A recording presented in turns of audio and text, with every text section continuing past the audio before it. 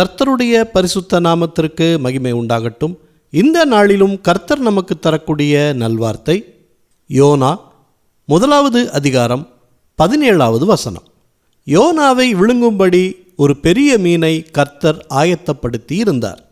அந்த மீன் வயிற்றிலே யோனா ராப்பகல் 3 நாள் இருந்தான். பிரியமானவர்களே, நம்முடைய வாழ்வில் கர்த்தருடைய சித்தத்தை அறியாமல் நாமே முடிவெடுத்து ஒரு பாதையை தேர்ந்தெடுத்திருப்போம். அந்த வாழ்க்கையில் புயல் வரலாம், கொந்தளிப்பு ஏற்படலாம். யோனாவுக்கும் அதுதான் நடந்தது. யோனாவை ஆண்டவர் நினிவே பட்டணத்துக்கு போகச் சொன்னார்.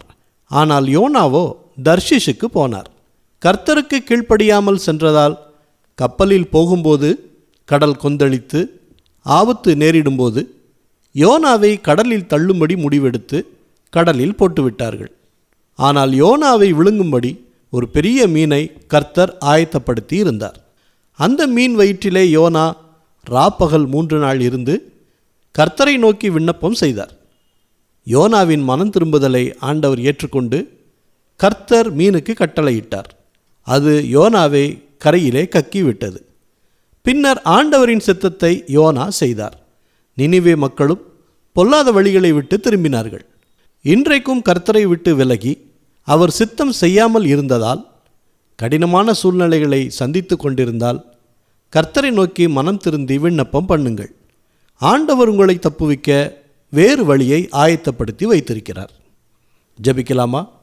நல்ல தகப்பனே, இந்த நல்வார்த்தையை தந்ததற்காக நன்றி செலுத்துகிறோம்.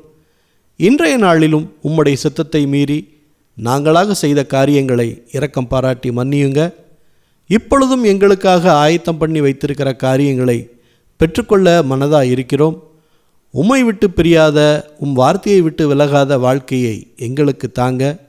எங்கள் மூலம் பலர் ரட்சிப்படைய எங்கள் வாழ்வை சீர்படுத்துகிறோம். சாட்சியாய் வாழ ஒப்பு கொடுக்கிறோம். எல்லா துதி கன மகிமை எல்லாவற்றையும் உமக்கே செலுத்துகிறோம். இயேசு கிறிஸ்துவின் நாமத்தில் ஜெபிக்கிறோம் பிதாவே. ஆமேன், ஆமேன். இந்த நல்வார்த்தையை மற்றவர்களுக்கும் பகிருங்கள். மற்றவர்களுக்கும் கர்த்தருடைய ஆசீர்வாதம் கிடைக்கட்டும். கர்த்தர் உங்களையும் உங்கள் குடும்பத்தாரையும் அளவில்லாமல் ஆசீர்வதிப்பாராக. ஆமேன்.